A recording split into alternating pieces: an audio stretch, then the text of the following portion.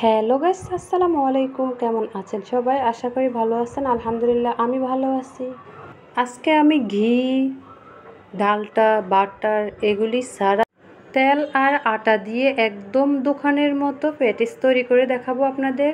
সাথে থাকবেন সবাই। আপনাদের কাছে একটি অনুরোধ, লাইক দিয়ে পুরো ভিডিওটি দেখে নেবেন। কেমন হয়েছে অবশ্যই কমেন্টসে জানাবেন। আর এই সহজ এবং মজার মজার রেসিপি পেতে হলে চ্যানেলটি সাবস্ক্রাইব করে পাশে থাকবেন। ফেসবুক পেজ থেকে দেখলে ফলো দিয়ে পাশে থাকবেন। লাইক, কমেন্ট, শেয়ার করবেন। একদম সহজভাবে আপনাদের বানিয়ে দেখাবো। তো কথা না বাড়িয়ে চলে যাই মূল রেসিপিতে।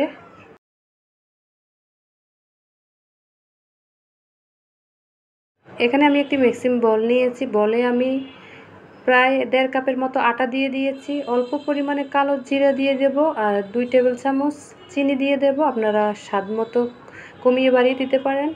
স্বাদ মতো লবণ দিয়ে দেব। 3 টেবিল সয়াবিন তেল দিয়ে হাত দিয়ে ভালো করে মিশিয়ে নিতে হবে।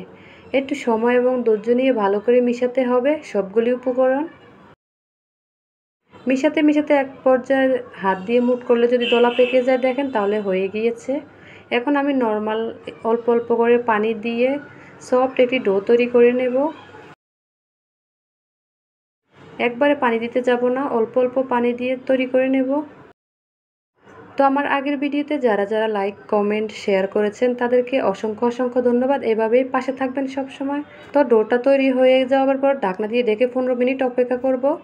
আর এখানে আমি অন্য একটা বাটিতে 2 টেবিল চামচ আটা দিয়ে দেব আর 3 টেবিল চামচ সয়াবিন তেল দিয়ে আমি একটি লিকুইড তৈরি করে নেব। আটা আর তেল ভালো করে মিশিয়ে নেব।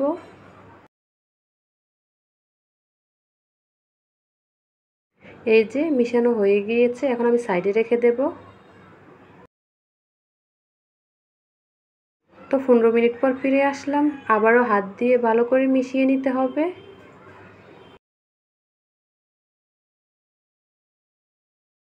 মিশানো হয়ে গেলে আমি এখানে লেচি কেটে নেব।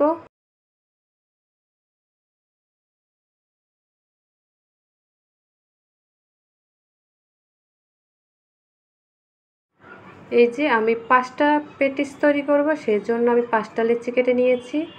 এখন একটি পিঁড়া নিয়ে আসবো। পিঁড়াতে অল্প পরিমাণে আটা মেখে একটি রুটি বেলে নেব।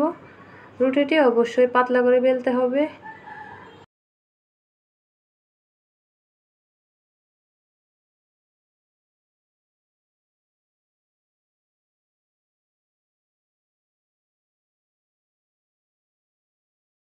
এই যে রুটিটি তৈরি করা হয়ে গিয়েছে। এখন আমি আগে থেকে যে মিশ্রণটি তৈরি করে রেখেছি সেটা অল্প অল্প করে উপরে দিয়ে দেব। আমি হাত দিয়ে পুরো রুটির মধ্যে মেখে নেব। মেখে নেওয়া হয়ে গেলে আমি উপরে আটা দিয়ে দেব অল্প অল্প করে ছিটিয়ে।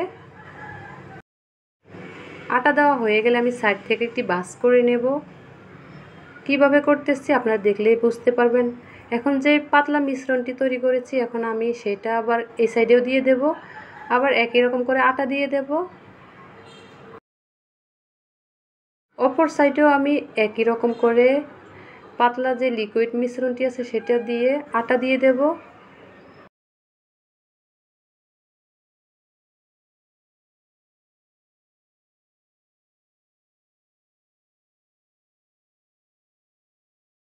এখন আমি লম্বা করে একটি ভাঁজ করে নেব।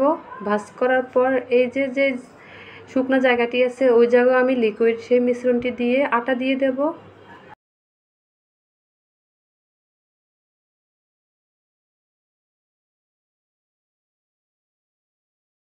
আটা দেওয়া হয়ে গিয়েছে। এখন আমি এই রুটিটাকে আমি গোল শেপ দিয়ে নেব, রোল করে নেব। সেজন্য আমি এই সাইড থেকে রোল করতে করতে অপর সাইডে চলে যাব। এখন হাতের তালু দিয়ে চাপ দিয়ে একটা চ্যাপ্টা করে নেব।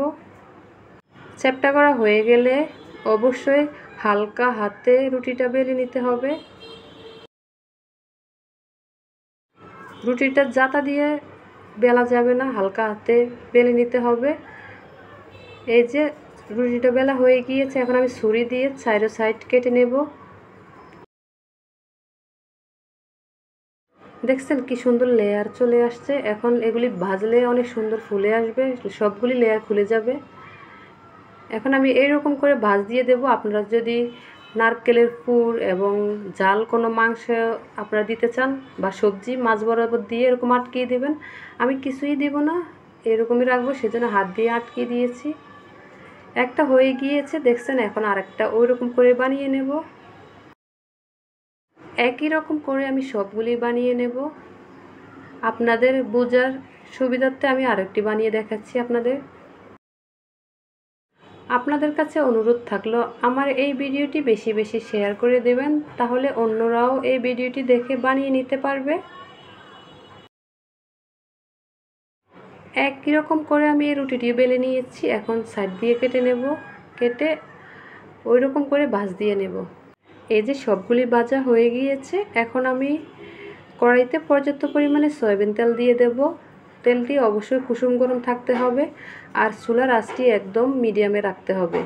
মিডিয়াম আছে এরকম করে এই পর্যায়ে চুলার আঁচটি একদম মিডিয়ামে রাখতে হবে আর অনবরত একটি বেসালা দিয়ে এরকম করে নাড়তে হবে, তাহলে সবগুলি লেয়ার এক এক করে খুলে যাবে। এপিট ওপিট করে ভালো করে ভেজে নেব আর অনবরত এরকম করে নেড়ে যাব।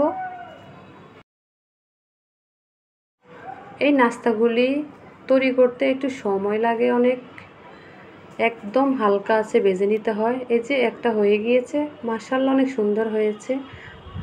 আমি এইরকম করে সবগুলি ভেজে নেব। এই যে হয়ে গিয়েছে, মাশাআল্লাহ অনেক সুন্দর হয়েছে, খেতেও অসম্ভব মজার হয়। আপনারা অবশ্যই বাসায় তৈরি করলে বুঝবেন কেমন লাগে।